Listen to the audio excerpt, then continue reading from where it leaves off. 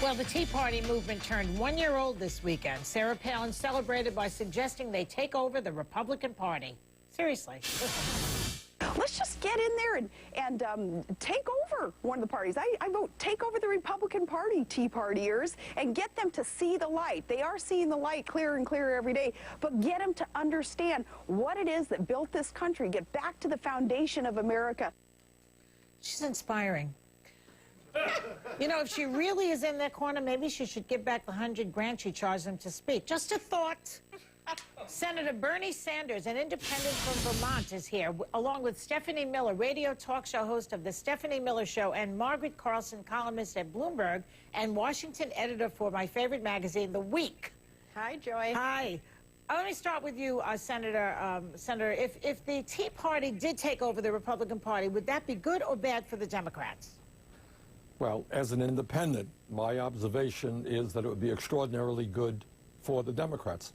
Because when you analyze and you go beyond the rhetoric, what you find out is that these guys want to abolish Medicare and Social Security and Medicaid and the Veterans Administration.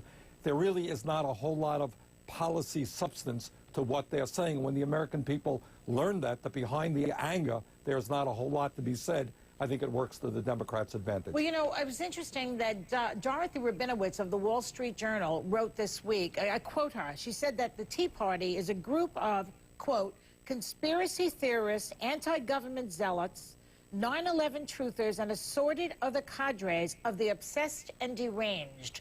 Now, do the Dems even have to take on the Tea Party when their own side is attacking them like this? Oh, I think it's an excellent idea for them to take over the Republican Party. I hope they bring those goofy hats with the little tea bags that hang in their eyes, because they don't look crazy at all, Joy.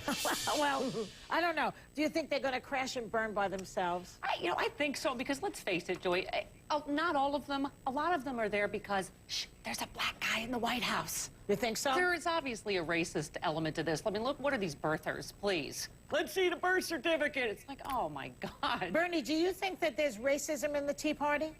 Well, the answer is, I'm sure there is some. But on the other hand, let's be very clear.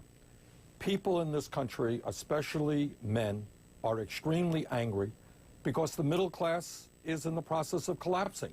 You have guys who are working 40, 50, 60 hours a week, and they're making less money than they did 10 or 20 years ago. What they're perceiving is there's a gap between the very rich and everybody else. Their jobs are going to China, and they're angry. And what has happened is, to a significant degree, corporate interests have taken that justifiable anger and turned it into a movement which I think is not capable of even beginning to address the real problems that we have in rebuilding the middle class. But don't underestimate the legitimate anger that is out there with the collapse of the middle class. Right. I don't underestimate it. Margaret, let me ask you something about, do you think there's a lot of violent rhetoric coming out of the right? I mean, Tim Pawlenty, for example, he said that they should take a 9-iron and smash big government like Elin Woods did. Michelle Bachmann, she's another beauty. People should be armed and dangerous against climate change activists. I am frightened by the fact that these people in governmental positions are talking like this. Are you? And there's some sympathy with the guy who took the airplane into IRS headquarters, killing a veteran who was just about to retire, and injuring scores of others. It's easy to tip over, and there is a tipping point. Tim Pawlenty, who's not an angry guy generally, he's a sort of Mr. Rogers of Minnesota.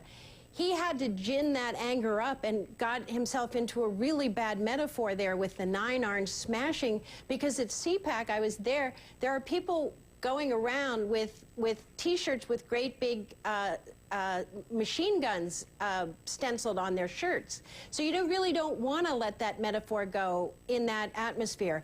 And it's, you know, Nancy Pelosi would like to tap into some of the Tea Party, and she just did the piece of it that Senator Sanders mentioned, which is the piece of it that's really opposed to the special interest taking over or having an inordinate say in government, so that the banks seem to be prevailing and the insurance companies.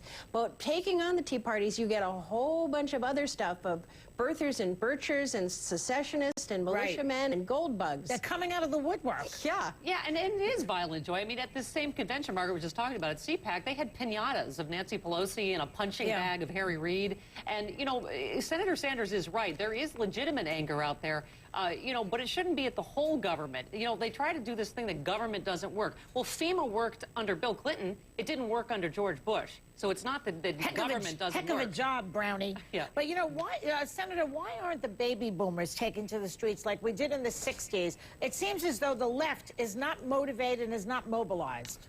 Well, I think that's a very good point. I think the left and progressives in general were motivated for Obama's campaign. And I think that campaign was a brilliant effort at a grassroots organization. I think, sadly, since the election, a lot of it having to do with Obama himself. We have not reached out with a progressive message to ordinary working people that says, you know what, we've got to take on Wall Street so that these crooks are not able to continue to destroy our economy. We got to take on the insurance companies and the drug companies so that we're not the only country in the industrialized world that does not guarantee health care to all people. Okay, thank you very much, guys. Stay right there. We'll be right back after this short break.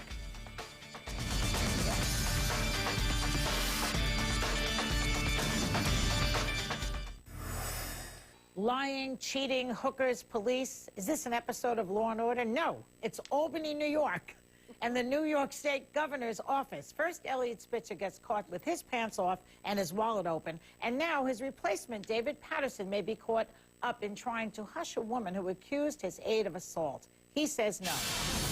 I have never abused my office, not now, not ever. And I believe that when the facts are reviewed, the truth will prevail.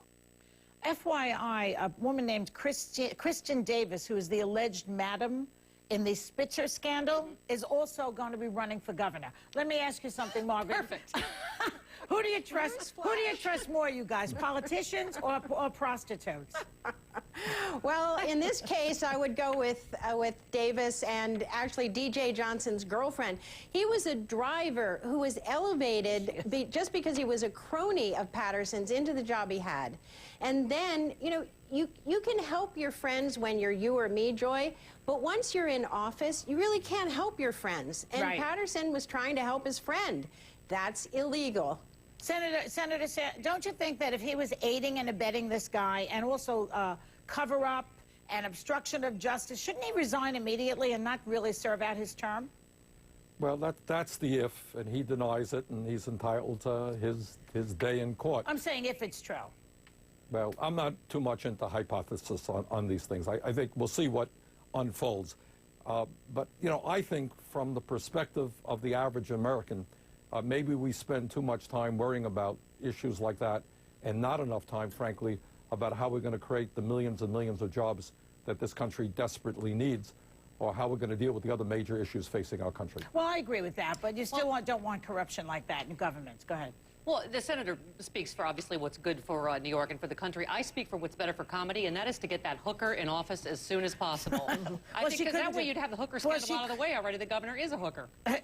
You know, Gibbons, Margaret, what was I going to ask you? Who do you think is worse, the governor, Spitzer, Sanford, Blagojevich, or Gibbons, or Patterson? It's like a governor's overhaul we need. You're killing me here, Joy. Maybe, well, you know, Gibbons takes the recent prize for actually bringing his mistress not on vacation, but to the National Governors Conference in Washington, just begging, you know, to be confronted about it. But my favorite part of that is someone that lies right while they're caught. Governor, the woman just got in the car behind you. No, she didn't. What woman? No, she didn't. Was she on your flight? No. What woman? It's like, his it was like imaginary. Sarah Palin with the turkey and the wood chipper. Governor, it's right behind you. Yeah, it's his imaginary girlfriend. Yeah. Thank you all very much.